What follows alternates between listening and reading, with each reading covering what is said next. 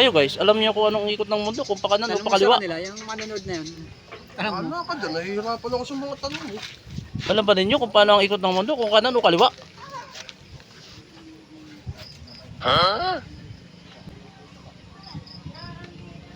Kalasing hindi rin alam nito mga ito. Walang nasagot tayo. Walang nakasagot. Alam niyo ba? Hindi daw. O sa mga yan. Oh, mga pre, Pakanan.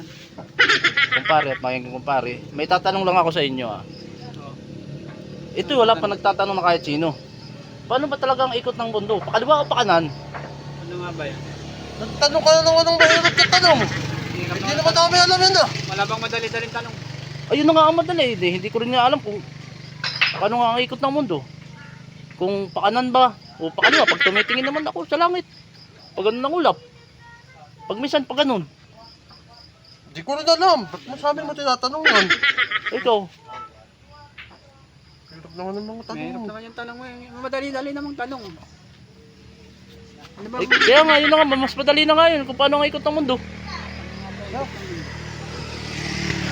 Kaliwa o kanan? Pabago-bago tanong ano eh. Pabalik-bal. Pabalik. Counterclockwise siguro. Hindi kaya yung katulad na relo? Yung ganun-ganun lang? O di pa kanan. Pakanan Pakanan. ang takbo dun. Pakanan? Oh. Uy, ba't pag minsan pabalik ang ulap at pag ganun? Ayun ang di ko na alam. Sabi mo Relo eh. Nagbigay ka ng ideya eh. Baka na naman ang takbo ng ulo. Kanan? Paano nga kaya? Bigyan mo ka. Pag yung mga tanong na yan, pinapahirapan ng mga pag-iisip namin. Eh, Ikaw ang nagtatanong, dapat alam mo ang sagot yan. ay, hindi ko nga alam. Hindi pa naman na nakakapunta doon kung paano ang ikot. Ayun ang problema mo. Itanong natin sa scientist kung anong ikot nun, kung counterclockwise. Sino ba scientist dito? Siya. Hindi. Maghahanap tayo dun sa ano. Sa ano bang kalimitang ano nun? Pambihira ka. Ang hirap na ng tanong mo. Ang hirap pa ng papagawa mo. Maghahanap pa tayo ng scientist. Chemist na lang. Chemist. Oh, yung taga-timpla ng... Humanap ka na lang ng pilosopo.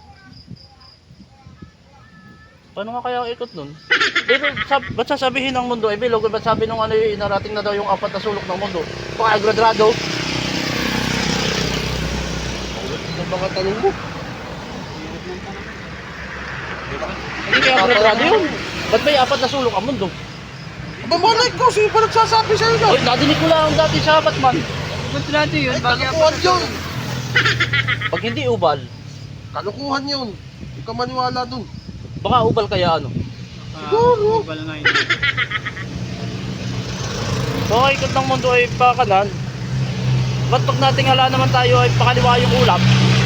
Kanan yung ikot. Pag may kanan yung ulap, kaliwa yung...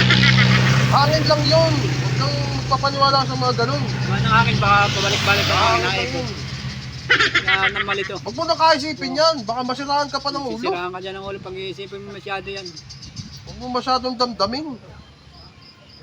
Hindi ko naman dinadalo. Iniisip ko lang, bakit?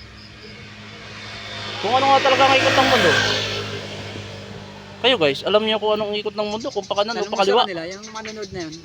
Alam mo? Ano ka dyan? Nahihirapan ako sa mga tanong mo. Alam ba ninyo kung paano ang ikot ng mundo, kung kanan o kaliwa?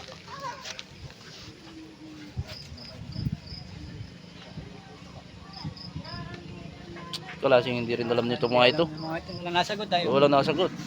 Alam niyo ba? Hindi daw. O sa mga yan.